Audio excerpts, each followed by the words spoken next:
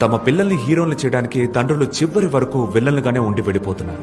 ఆ విధంగా నన్ను సూపర్ హీరోని చేసిన మా నాన్న ఓ నిజమైన నికార్సైన విల్లనే.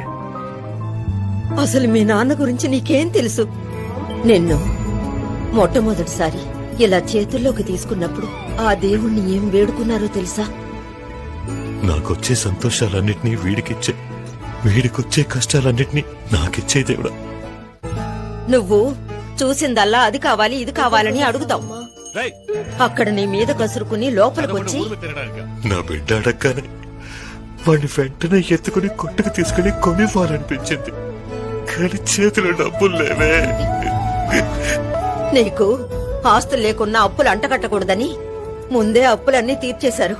నా పేరును ఎంత అప్పున్నా పర్వాలేదు సార్, కానీ నా పిల్లడి పేరును ఏ అప్పు వద్దు సార్.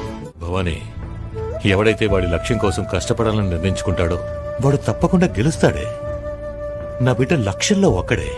ఊళ్ళో నన్ను డైరెక్టర్ వాళ్ళ నాన్న అని అంటారుగా. వాడు మిమ్మల్ని అన్న మాటలు ఇంకా జీర్ణించుకోలేకపోతున్నాను. హే, పసిపిల్లడే వాడు. పో. అమ్మా నాన్నలు మీతో ఉన్నప్పుడే వాళ్ళని అర్థం చేసుకోండి, సంతోషపరచండి, గర్వపడేలా చేయండి. ఎందుకంటే మీకు అర్థమయ్యే రోజు వాళ్ళు మీతో ఉండకపోవచ్చు.